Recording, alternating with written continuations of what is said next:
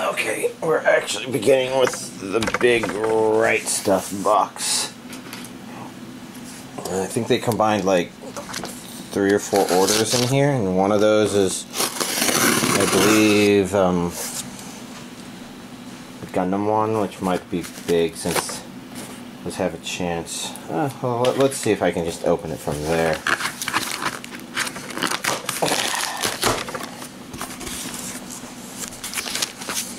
Mostly there.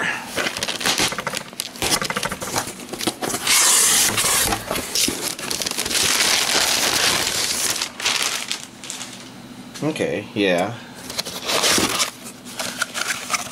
I'm gonna be careful about taking this stuff out because I don't want to accidentally toss. But yeah, so this is the big thing. I don't know if I needed this or not. Where the fuck can I set? Okay, I'm just gonna have to set it over here because this box is just too big.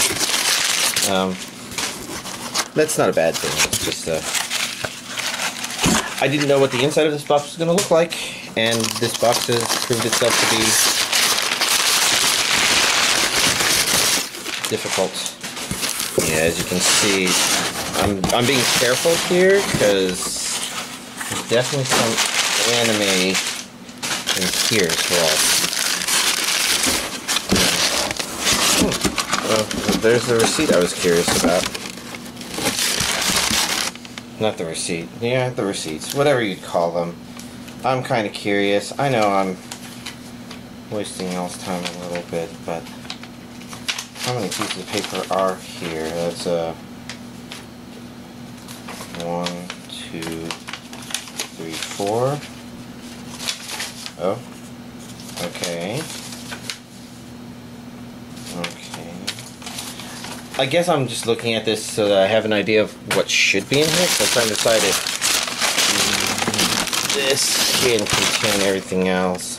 I think this... Okay, that was just used to pad it. So now we can... Holy shit, this living room is now a disaster.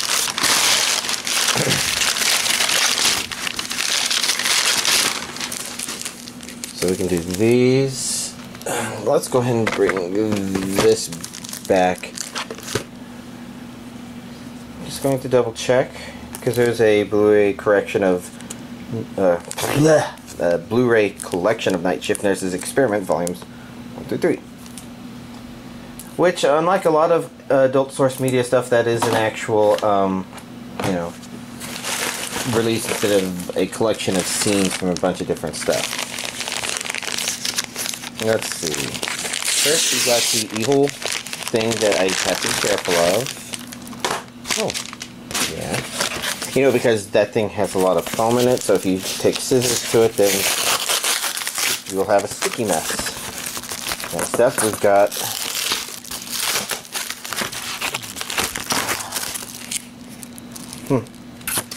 the packaging has already taken some of the plastic off, like the box itself did. You can kind of see a little bit there that just came out with the box or the packaging, because the waxy inside of these things does not want to let the Blu-rays go, but I have to try anyways, even though right now I was doing them off camera. I tried to do them on camera, partially for y'all's sake and partially because, you know, if these videos are ever used to make claims about something, then it's better if they're all on camera when I open them, so they can say, yeah, I didn't see anything wrong done there. We've got quite a mess to figure out here. I'm trying to think how to do this. Why don't we go ahead and begin with the Gundam Seed Ultimate Collection? See, again, I couldn't remember if I had gotten it on Blu-ray or not, and I think this is all of Gundam Seed on Blu-ray, so let's go ahead and, you know, get this plastic open and take a peek on the inside. I figure this makes sense to go first. Oh my god, it's static! Because, this will be kind of the bottom of everything. Okay, I guess that's a description of the series itself. I'm wondering if it maybe... Huh, that's a strange setup. I never looked at the back, did I? It's not a bad setup, just a strange one. Well, let's see. We've got Blu-rays, we've got a book, and a... Is this a thing that comes out? It feels like it opens.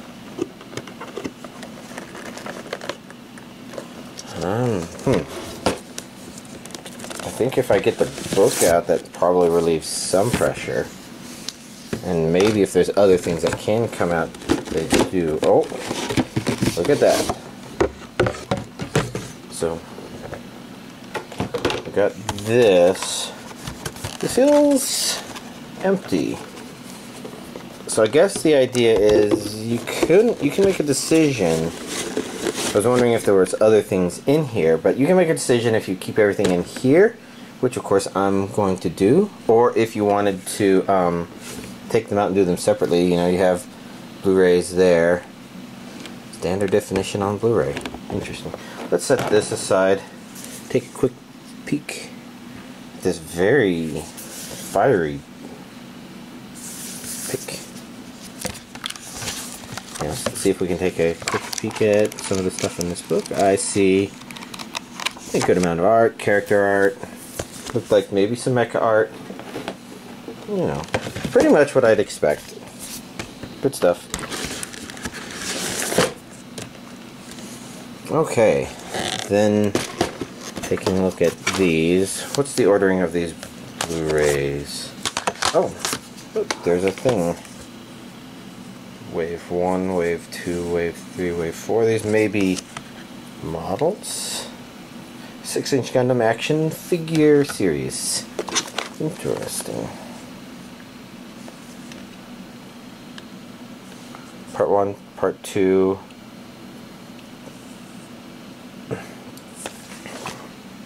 Oh, interesting. So, yeah, so this is standard definition on Blu-ray. This is the original series, I think. A region A. Okay, so it has both 15-30 minutes. So I think this is the complete series. Probably the original standard definition release. You know, because I guess, like, there's a certain period of time where the anime produced during that time period, that would be close to the turn of the millennium, where things are being produced digitally, but not in high definition. And the issue there is just that it means that there's really nothing to scale up.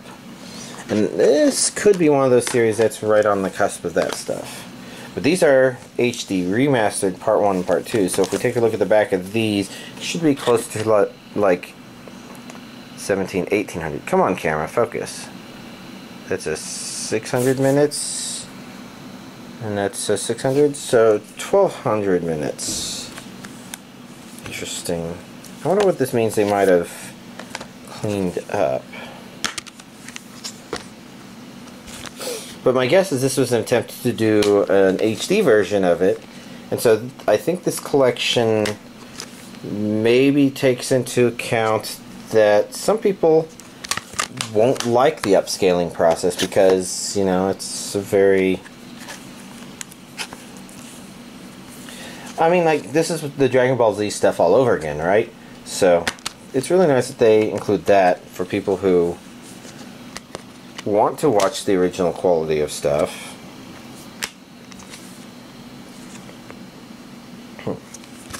But then also, you know, give that. So I guess that's why this is the Ultimate Collection. It, you know, it's for the people who might like all the stuff.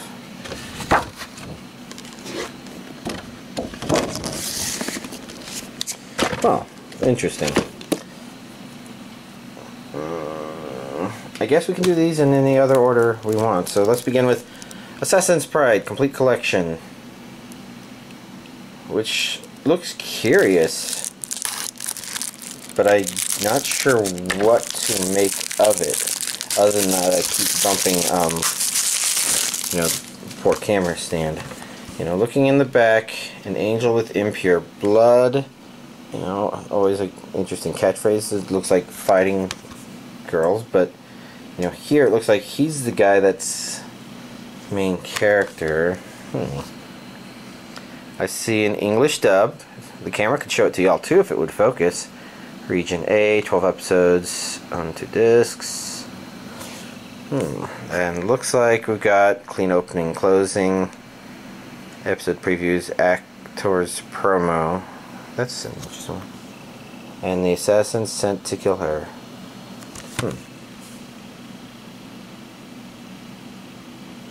I mean, if that's her, she's definitely designed to look adorable. But I don't know. Could be neat, could be trash. It's really hard to tell. The truth is usually somewhere in between, right? Next we have 7 Seeds, Part 1. Okay. Which means this is not a complete series. You know, taking a look at this, I can't help.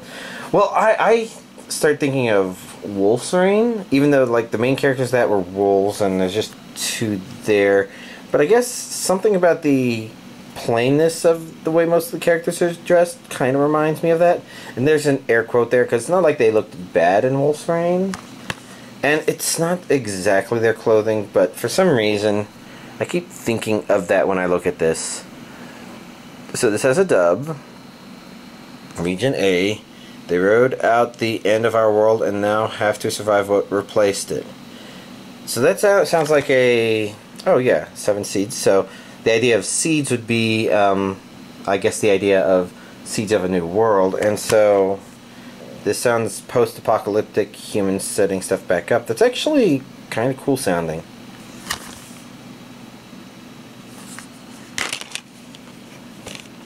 If there's any reason I would hold off on this one, it would just be because something about this. Yeah, look at that. That's like, yeah, collapse of society stuff. If there's any reason I would hold off on watching this, it would just be because it's part 1 of 2, and I would want access to part 2. Chidori RSC.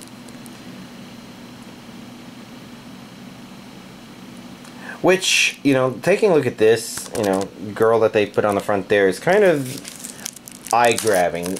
She just has a very refreshed expression there. I don't know if that means that it would be good, you know. Again, I've seen plenty of anime that look like, oh, it could be interesting. Oh, wait, it's dog shit. But, you never know. Ready, aim, shoot for the stars. I guess that's her there. Interesting. She doesn't look as young on the front cover. I guess they all are pretty young, aren't they? Huh. I'm not sure what this is. It could be good. An English dub. Region A. And it looks like our special features are over here. Nationals are right before us. Okay. If they're talking about Nationals, I'm almost wondering if this is some sort of shooting competition anime. Like middle school girls. Unless those are supposed to be like high school girls drawn in a slightly younger looking fashion. Which, you know, happens. Next up we have Demon Slayer Volume 2. Which is great. This is probably the highest priority new thing to show up. Just because I say season 1, but it's more part 1 was very good, very enjoyable, and it's interesting because sister isn't here. I was going to say that like the imagery of the sister is very prominent for this show, but it isn't even just that she's like very mascot-y kind of. She's very adorable, works out really well. You really just want to head pat her because she's being such a good sister or something like that. But like I mentioned before, this is actually pretty good because our main character is also very interesting, and the show doesn't really forget it. It kind of knows, okay, we want to see the cute, but we also want to see character development, and sometimes those can be put in the same person or character. Let's see, volume 3.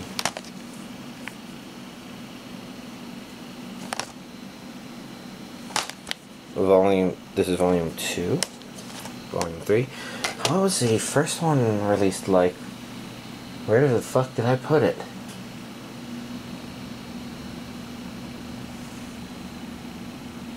Not that that matters to y'all. We're going to look at the imagery in this one first.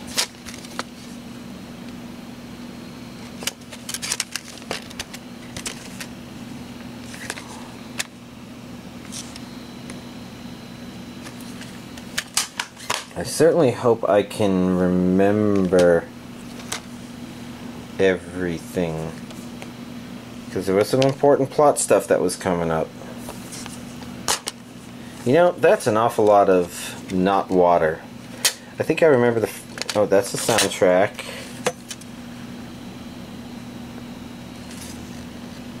Okay, soundtrack CD 4, 5, and 6. Okay, okay. So this one is the CDs.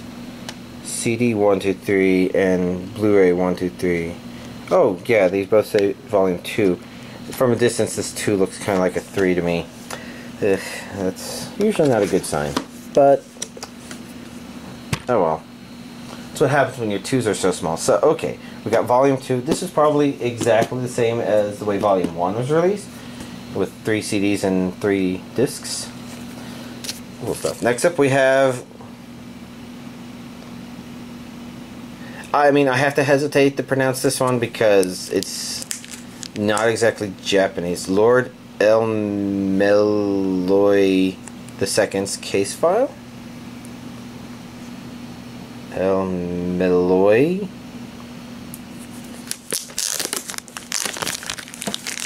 I don't know. All I know is I'm creating a nice big mess for me to clean up. And y'all can be glad that y'all don't have to. So, you know, it's kind of got this interesting thing where it's like you got the guy and you got the cute little girl that's kind of with him. I don't know if that's the main side. I guess that is, because it's the side with the title. But I don't know what to make of what this anime is. Kind of reminds me of Violet Evergarden a little bit. But I don't think it's going to be the same sort of story. It's just reminding me, Jesus Christ, and then I go through there and it's like, oh look, there's a little girl in there that kind of looks like a younger version of Violet. Well, this is a strange looking one.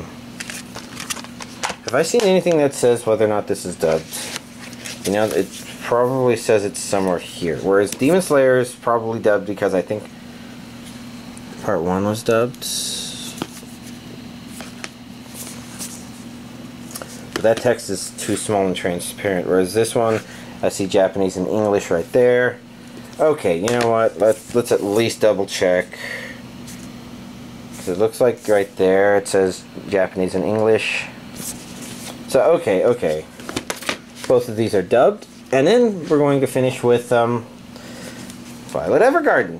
Of course, this is the limited edition version. So you may recall, because I was a little slower to purchase or pre-order my stuff, this one was being sent not from Amazon, and it was unknown when it would arrive, yada yada yada. But as notable a series as this is, it seems like I should both order what I should have pre-ordered and take the financial hit, well also you know, ordering the other one so I could watch it, so I could comment about it. And I think that was good, because, you know, and y'all deserve me watching more anime. Sorry, I need to put this glue where I can remember. Looking at the back here, you know, English dub, region A. This limited edition features 200-page art book with exclusive interviews from cast and crew, 4 art cards featuring cover art from the Japanese release and sticker sheet. Textless opening and ending songs, Japanese trailer, English trailer. Okay. And this is designed to look a little bit more like a package. How is this supposed to come out? Yeah, that's what I thought. A bit like a package, but more like a letter, really. I mean, I'm going to be talking about the series itself. I didn't watch all of it, but I did watch a lot of it. Why do I still feel like there's glue here?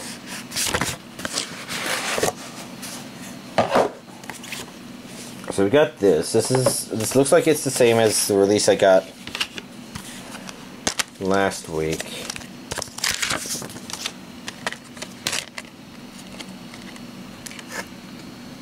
In fact, since the inside of this one is a bit more... Whoa. This is Blu-ray and DVD. The other one I got was DVD only. I think. Or was Blu-ray only. I was gonna say, you know, this seems a bit more of a mess compared to that one, so I should probably...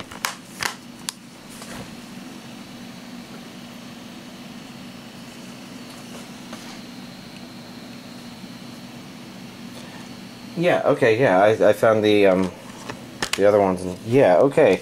I did previously only have this on Blu-ray, so I really did need to get this regardless of my thoughts, because this is a Blu-ray DVD collection. And y'all know how I like to get my Blu-rays and my DVDs. Contains art cards and sticker sheets. We'll just see what we can take a peek at. Because here's our sticker sheet. And our art cards are not in plastic things, so we can just peek at them. And if you look at these and you say, I don't know what kind of anime this is, that's kind of fine. It's not really a deceptive series, but it is a little bit tricky. Art book.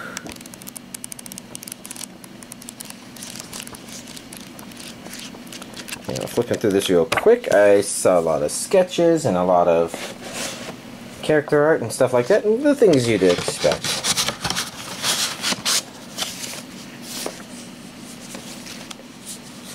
Alright. Well, there we go. Let's see. I don't know how to do this with Gundam Seed here, so we just do this and go, here's this week's anime DVD collection update. So pretty much the main thing I watched was most of Violet Evergarden. It's, I guess part of the reason I haven't watched more is it was a very busy week with a deliberate visit to my parents where I just spent the entire day there, just myself and them, because if I keep looking for excuses to go up there during other things that they're doing where they have guests, things that they're doing where I bring guests, things like that, then it's kind of hard for them to watch series that those guests don't really care about. And I'll talk about that afterwards. Let's talk about Violet Evergarden. I'm trying to think how many episodes in I am. Like 8 or 9? Maybe 10? I don't know. It's close to the halfway point of the second disc. And it's actually been pretty good. So let's see, there's a lot of things to think about and take apart about this. One interesting thing to kind of mention is there's an interesting similarity with My Hero Academia. And this isn't like a thematic, well, maybe thematic is the wrong word. This isn't like a, oh, if you enjoy one, you enjoy the other. This is more of a, from a general storytelling perspective. So I've previously complimented My Hero Academia for, it has a lot of side characters and does explore them, but for some reason it feels like when it does so, it's still tying into the main, not even the main theme, but the main story of My Hero, where, you know, like every episode they remind you that that series is about how Deku became the greatest hero or something like that. And you kind of feel like that show focuses on that. So Violet Evergarden begins with introducing us to our main character, and I guess the general idea of her character arc is her becoming, I'd like to say human, but it isn't exactly that, because it's not that she isn't human, it's just that she doesn't seem to have any attachment to the idea of being that. And so a lot of the really early show gives this feeling of sort of like a Data learning what does it mean to be human or something. And you know, Next Generation kind of had its interesting little flaws in that, in terms of sometimes overthinking some things and underthinking some things, but you know, sometimes it's an exploration of that. And Violet Evergarden, I feel, is better because it is not something that was an interesting thread that was in a show, but rather it's what this show is mainly about. And so, like, based on having not seen it, not knowing what exactly it was about, my impression of it was that it was like a place that maybe people stumbled upon and individual stories would keep happening. And this is something that I think was a little more common in maybe the 90s, or maybe the turn of the millennium. You know, talk about that turn of the millennium, huh? And it turned out, while it is about individual stories, it's really about our main character kind of going there, but it's as she's growing and developing, and it's not with as big of a time jump or disconnect between episodes as I would have thought. So even though there is a lot of individual stories in there being told about people that happen to encounter Violet Evergarden as she's learning not only more about humanity, but rather she's learning about humanity by being a person that writes letters for people who can't or won't write letters for themselves, you know, for other people. And so even though it's their stories maybe per episode, I'm trying to remember if there's some bleed over here or there, it feels like it's still about Violet the whole time, because, you know, she's kind of learning, adjusting, growing as she goes. And, you know, in terms of telling those one-off stories, it actually works really well, because you do feel that character growth of Violet as the story, or as the series progresses.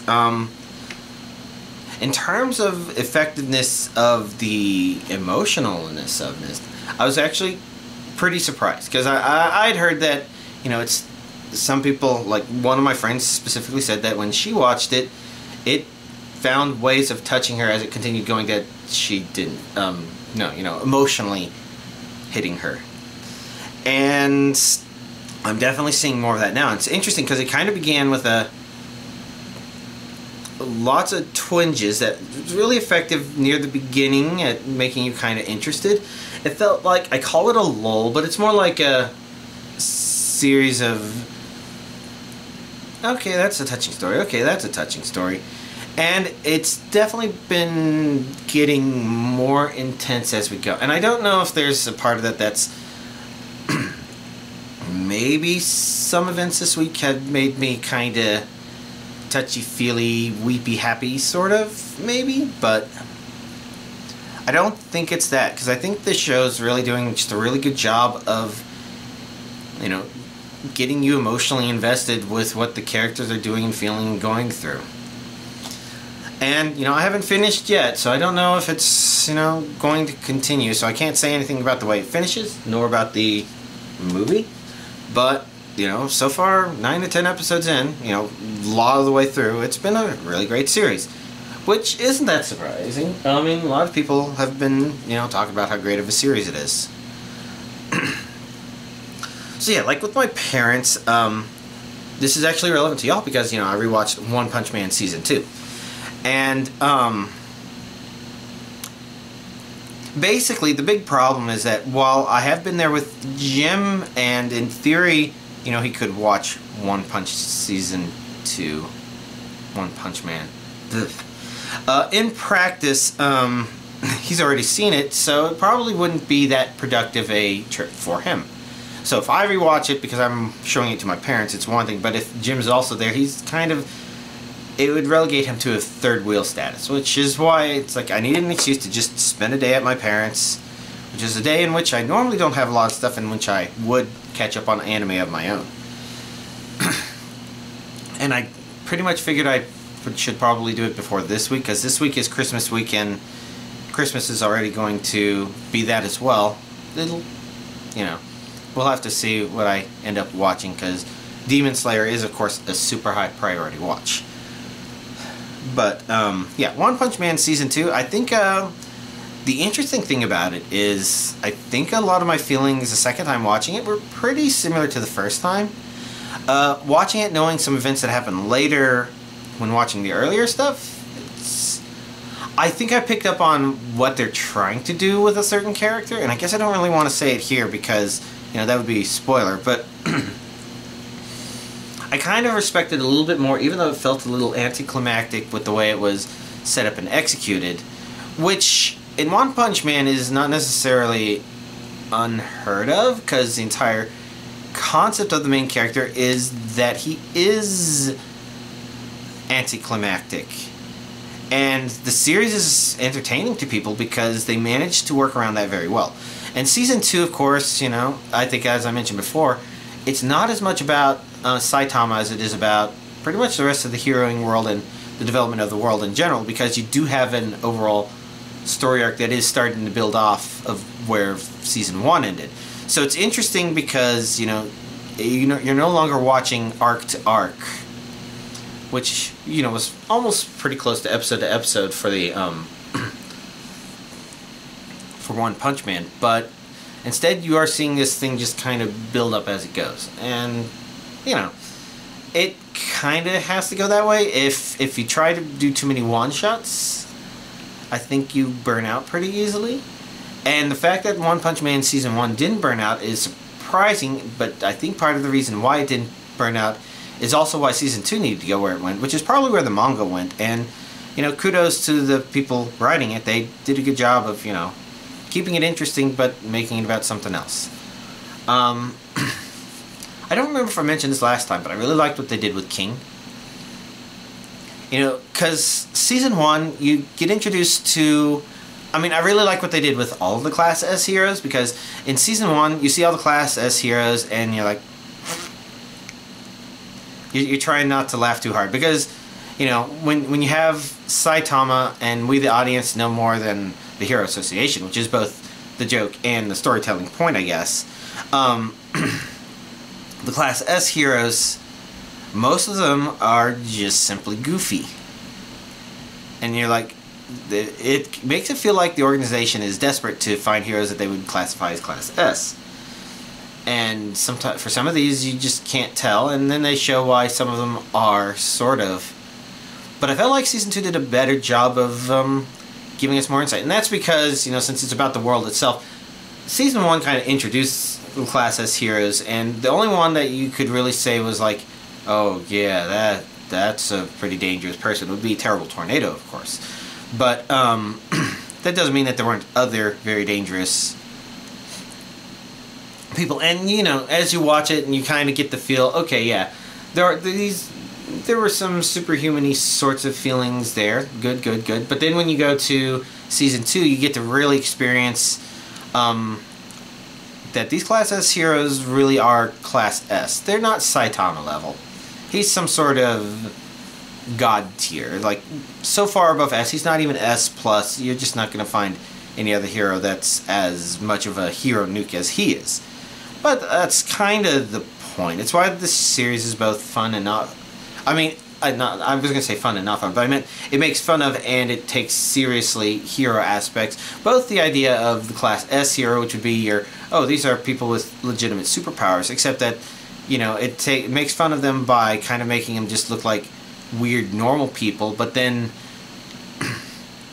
it takes them seriously because they are legitimately dangerous to monsters. And then you have your Class C heroes, which are like, at the top of that you have Moonman Rider, who's the bicyclist for justice, whose hero thing is basically he rides his bike to places, and if he ever makes it there and there's combat, then he crashes his bike into them. But you know, that's the point. It's that's silly, but season 1 does a better job because that one is about Saitama being a Class C hero, and so or at least half of the first season is about Saitama being a Class C hero, and so that's kind of like how that's silly, but how these people are still trying their best, and despite the world they're living in with legitimately dangerous monsters, you know, somebody could say, oh, anybody could just hold a monster off until the better heroes arrive, but yeah, anybody could, but the entire point of what makes these Class C heroes heroic is, of course, that they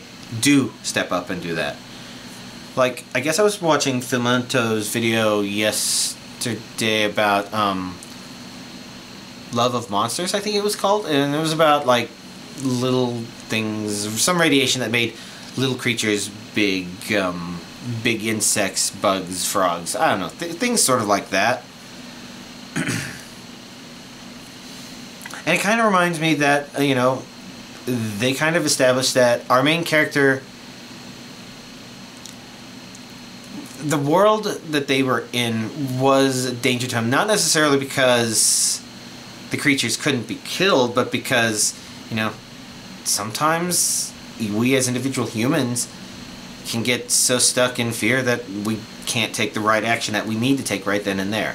And I think that was the point, where it's not like his bunker mates were assholes, and this was something that Filmento was pointing out. It's not that they were assholes preventing him from achieving his own, it's just that they kind of recognized he was never in that state where he'd be ready to fire a weapon. Like, I think the fear going on there is, if it hasn't attacked you yet, then if you don't move, maybe it doesn't attack you. And if you fire and you don't kill it, then it'll attack you, or something like that. So the fear is like legitimate and real, and he's just needing to overcome that. And part of the storytelling of that movie is that he overcomes that, I guess. Nah, I'd say, yeah, you know, he learns to kind of overcome that and, you know, be that person. And that's the idea of Class C heroes in One Punch Man. It's not that anybody could delay things a little bit, it's that, are you willing to step up and be that person if that's what it takes to save people? And, you know, there's, I think, legitimate criticism to be placed in that the monsters really are so overwhelmingly powerful that maybe there isn't much of a point to Class C, but, you know, they also serve other purposes, which includes, you know, assisting with rescue sort of stuff. And, you know, it's interesting. You know, I've talked a lot. And what else is there to talk about? Because, you know, so catching my parents up on the One Punch Man that I have was one goal. The other one was I had figured out that I guess their progress in Steven Universe was they watched the Steven Universe movie, and because I have all of Steven Universe on DVD, which includes Steven Universe Future, which they hadn't seen, it was like, yeah, it's time to start showing them some of that. So started doing that, and I've poked around it myself a little bit, and I guess the ending, it's sitting a little bit better with me, but I still think it's one of those things where maybe it was a little too on the nose, I think is the right saying for this. Because, yeah, I think I complained about this last week or the week before, but again, you know, the idea is a lot of Steven Universe stuff, a lot of the gem stuff tends to be just a way to kind of explore mental conditions. Like, you have fusion, which, you know, introduces the idea of gem love, but they also had fusions in there that were definitely, you know, bad relationships. And it seemed to me that when they approached the finale, they introduced a gem problem to an already existing problem, and they did a really good job of setting it up and making it feel like this is a pretty big disaster. And so what they really needed to do was, they did need the stuff they did do, but they also needed some gem stuff on top of that to kind of say, we need to remove like this gem barrier because they need to handle a human problem or something like that. And maybe what we currently have would work fine if maybe it'd been slowed down a little bit. Maybe there's another part of me that thinks that what we really needed was we needed words from the Diamonds, because so it's not too bad in this regard, but there is this idea that probably doesn't sit well with a lot of people, where the gems were this certain way for thousands of years, but the diamonds suddenly change. And for some of them, personality-wise, it's hard to tell if that would be what happened. And I think there could have... I think something missing from the finale was the Diamonds talking about that change, how they recognize what they did wrong, and they're still trying to figure out what to do right, or something like that. And I think it's okay because, like, with the ending to Steven Universe Season 5, you know, they kind of showed a de-escalation of stuff in kind of the ending song, which I felt, you know, made it believable that the things that happened after Season 5 did happen, basically. But, I don't know. You know, that's just layer. You could also say that there's a problem where there wasn't enough Peridot. I'm trying to remember where that quote came from, but I don't remember the episode. But, you know, it's fine. It is what it is. It's kind of nice that it's all there. It's there to... It'll be interesting to see what my parents think of Steven Universe Future. Because, let's see, outside of that, there has been more VR chat stuff than usual. Partially because there was a VR chat wedding on a Saturday. And this is extra important because I was officiating, and the curse has officially been broken. And you don't know about the curse because I probably never told y'all about it. But basically, this is the third time I've been asked to officiate a wedding. A VR chat wedding, of course. And I'm not an official priest or minister or ordained or anything like that. But VR chat isn't an official wedding, so you don't necessarily need something like that. It's mostly a question of who do you have up there asking people to do their vows and to kiss each other and all that stuff, right? So, the curse was, the first two times I was asked to do it, were pretty much disastrous. One of them was kind of a little on the fly. Oh, you're the oldest person here. You could be the priest. And I managed to put something together, and nobody... I think people kept getting crashed just because you had a lot of Quest users, and there were like 30 or 40 people on the map, and just people communicating with each other, and they couldn't get things organized enough such that they actually went through with it. And so the curse was just that whenever I've been the priest, the wedding couldn't happen. So, you know, this impromptu... Oh, Gigafrost could be the priest. Well, you know, that just impromptu didn't work, and so later they finally got something organized and they did their thing. The second one was even more intense, where it was somebody that's like, okay, we're making this plan like weeks in advance, Gigafrost, we want you to be the priest. And you know, if the curse is any wedding in which I'm the priest cannot happen, then if you've solidly declared that I must be the priest no matter what, weeks in advance, then that basically means that the relationship dies before that happens. And that's, you know, what happened. And, you know, it's all a chance thing, but it is still fun to think of it as a curse. And this Saturday, I think I was successfully able to officiate. And, you know, that's one of those things I was talking about, you know, being a little more moody or emotional or something, because I was surprised at how touched I was. I think I actually voice cracked a little bit while officiating, because I did not expect that rush of emotion. Surprising. So it's been a weird week. But then after that, there was like 4 or 5 hours of VR Chat Among Us and Murder 4, which is why you know, I didn't get as much anime time, because after that it was like, oh, I really should make a version of my avatar to use in the Among Us map. And I did. And it exists, and it's... yeah. But basically, if you're curious why I never finished Violet Evergarden, it wasn't anything wrong with the show, it was just... dedicating a lot of energy, and I've got hiccups on camera, just dedicating a lot of energy to that sort of stuff. And it's all silly, stupid, but fun. Alright. I think at this point I've babbled on long enough. Again, I plan to finish Violet Evergarden. Demon Slayer's a high priority next. There's a lot of interesting shows in that pile, so hopefully I'll get around to them and maybe have some interesting stuff to talk about. If not next week, then the week after. I do know I have a DVD still coming today, but didn't make it in time for today's video, so it's just, you know, it's just whatever. You know, I'll let, if I have enough DVDs for a video next week, I'll do that, but I think next week I'm also going to be doing a 2020 room tour, which, you know, I do at the end of every year, so I should probably start cleaning some of this shit up. But, you know, that's just everything.